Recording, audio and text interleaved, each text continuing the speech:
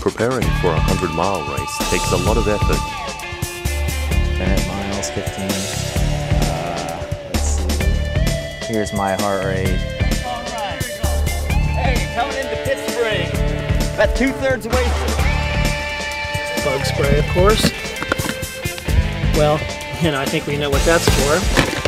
This stuff's relatively new. There's always a light or two. There's always duct tape, which is good for everything, as you know. Power bars and Cliff bars. And then Advil. Tennis shoes.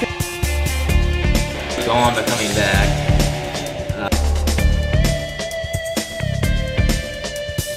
Checkpoints, elevation, my bracelet. They're kind of pretty, I like it. This is what's called the brand.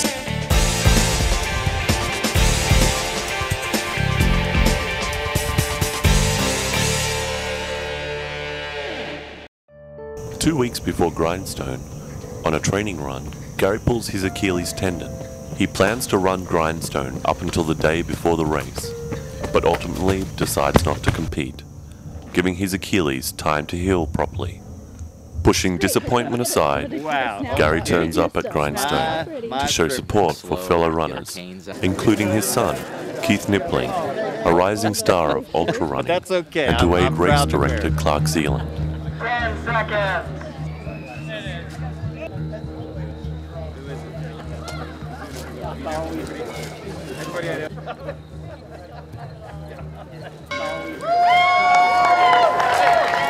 And they're off.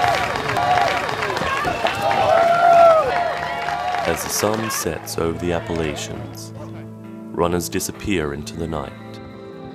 Most aim to run slow and steady, at around a 17-minute mile average pace. I really want to just be real smart about this race and not care about time. Your heart rate's in a reasonable place that can maintain it for a long period of time and you're not suffering. But Jenny is suffering. A usual front runner, the flu stops her in her tracks. Months of training seems futile now. I came down with the flu last night and my head's pounding. I have chills. But if I can run a mile, I'm going to run a mile, and I'm going to keep doing that. My strategy is just to keep going on until my body says no, and hopefully it'll take me to the end of the race. And you can see how even in the first mile and a half, how they were all strung out in different theories. Some people, Harlan was gunning it and going after it already, and others were very conservative and just holding back. Starting fast is an unorthodox strategy for distance running, especially for 100 miles of rough terrain in the dark. In the beginning of the course, I was running pretty fast, running pretty hard, trying to achieve a lead and then maintain it. Harlan has ignored convention and is well ahead of every other runner at under a 7-minute mile pace. Chris Reed and Steve Baker seem glad for the unexpected speed of their competition. It's a hunger to go faster and catch people. Keith Nippling, the predicted winner, is known for his cool head.